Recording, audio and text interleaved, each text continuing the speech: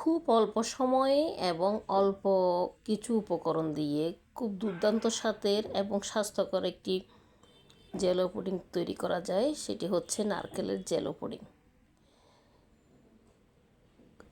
এত সুস্বাদু একটি খাবার। আসলে এটি তৈরি করার জন্য লাগে একটি ভালো মানের ডাব। অবশ্যই ডাবটি ভেতরে নরম শ্বাস আছে কিনা সেটি চেক করে নেবেন। আমি আমার নিজের গাছের একটি ডাব নিয়ে নিয়েছি।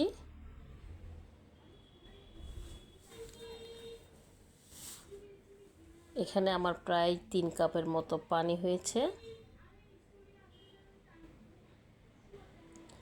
এ পর্যায়ে আপনারা যদি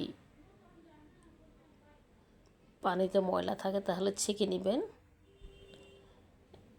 দুর্ভাগ্যবশত আমার ডাবটিতে শ্বাসের পরিমাণ খুবই কম, যদিও ডাবটি আকারে খুব বড় ছিল।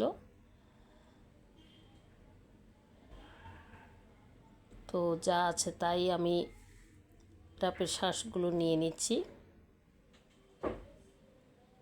হ্যালো, আসসালামু আলাইকুম। কেমন আছেন সবাই? আশা করছি সবাই ভালো আছেন। যে যেখান থেকে আমার রেসিপিটি দেখছেন সবাইকে অনেক ধন্যবাদ। এ পর্যায়ে আমার রেসিপির কোনো অংশ ভালো লেগে থাকলে প্লিজ লাইক শেয়ার দিয়ে পাশে থাকবেন, চ্যানেলটি সাবস্ক্রাইব করে দিবেন। আমার সবগুলো তালের শ্বাস নেওয়া শেষ। অবশ্যই নারকেলের জেলো পুডিং বানানোর জন্য আপনারা 2টি ডাব নিয়ে রাখবেন, কারণ সব ডাবের মধ্যে ভালো শ্বাস নাও থাকতে পারে। এখন আমি একটা প্যান মিডিয়াম টু লো আঁচে রেখে সেখানে 3 কাপের মতো যে পানিটা হয়েছে সেটা দিয়ে দিয়েছি। নারকেলের জেলো পুডিং তৈরি করার সময় একটি বিষয় খুবই খেয়াল রাখতে হবে, সেটি হচ্ছে চুলার আঁচটা মিডিয়াম টু লো এর দিকে থাকবে। যখনই আমার নারকেলের পানিটি ফুটে উঠেছে, এখানে আমি 3 কাপ নারকেলের পানির জন্য 1.5 টেবিল চামচ চিনি মিশিয়ে দিয়েছি। তবে নারকেলের পানি যদি খুব মিষ্টি হয়ে থাকে তাহলে চিনির পরিমাণটা আপনারা বাড়িয়ে কমিয়ে দিতে পারেন। এখন দিয়ে দিচ্ছি আগার আগার পাউডার। আমি এখানে প্রায় 10 গ্রামের মতো আগার আগার পাউডার দিয়েছি। তবে আগার আগার পাউডারটা দেওয়ার আগে মনে রাখবেন যেন অতিরিক্ত ফুটন্ত পানিতে আগার আগার পাউডারটি দেওয়া না হয়, কারণ এতে আগার আগার পাউডারটি দলা হয়ে যেতে পারে এবং খুব বেশি নাড়তে হতে পারে। আগার আগার পাউডার দেওয়ার পর আমি খুব ভালো করে নেড়ে নিচ্ছি। আস্তে আস্তে আমার নারকেলের মিশ্রণটা জেলো পুডিংয়ে পরিণত হচ্ছে, অনেকটা আঠালো ভাব চলে এসছে। তো আমার নারকেলের জেলো পুডিং রেডি। এখন আমি একটি প্যানের মধ্যে ঢেলে দিলাম। আমি এখানে কেকের একটি মোল্ড ব্যবহার করেছি, আপনি আপনার পছন্দ মতো মোল্ড ব্যবহার করবেন।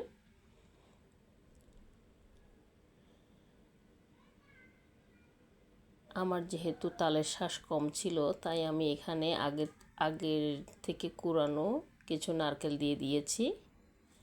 তবে সবচেয়ে ভালো হয় নরম শ্বাস। এই তো মাত্র 3টি উপকরণে রেডি হয়ে গেল নারকেলের জেলো পুডিং। আমি সবগুলো নারকেল দিয়ে দেওয়ার পর ভালো করে নেড়ে চেড়ে নিয়েছি। এখন আমি এটি 20 মিনিট রেস্টে রাখবো। আপনারা চাইলে একটু ঠান্ডা হলে নর্মাল ফ্রিজে রেখে দিতে পারেন। ডাবের এই জেলো পুডিংটি ঠান্ডা ঠান্ডা খেতে খুবই দুর্দান্ত, খুবই স্বাস্থ্যসম্মত একটি ডেজার্ট নারকেলের জেলো পুডিং। এখন আমি একটি চামচের সাহায্যে চারিদিকে ঘুরিয়ে ঘুরিয়ে পুডিংটি আলগা করে নিয়েছি।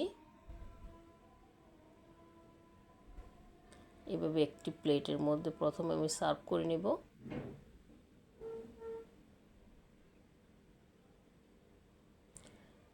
এত অল্প সময়ে এমন একটি দুর্দান্ত স্বাদের ডেজার্ট আসলে খুবই কম রয়েছে।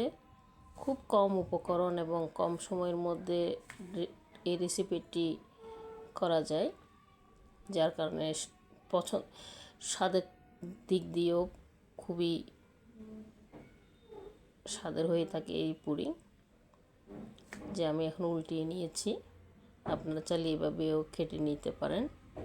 তবে আমি দেখার সৌন্দর্যের জন্য যে পাশে আমার নারকেলের কুচানো সাইড যেটা ছিল সেটাতে আমি উল্টিয়ে নিয়েছি। দেখুন কত দুর্দান্ত সুন্দর লাগছে এটি। এখন এখান থেকে আমি এক পিস নারকেলের জেলো পুডিং কেটে নিব। খুবই নরম তুলতুলে এই পুডিংটি, খাওয়ার সাথে সাথে আপনার মন প্রাণ জুড়িয়ে যাবে। বিশেষ করে রমজানের সময় এমন একটি ডেজার্ট কিন্তু দুর্দান্তই লাগে। সারাদিনের ক্লান্তি নিমেষে উধাও হয়ে যায় এমন একটি রেসিপি নারকেলের জেলো পুডিং।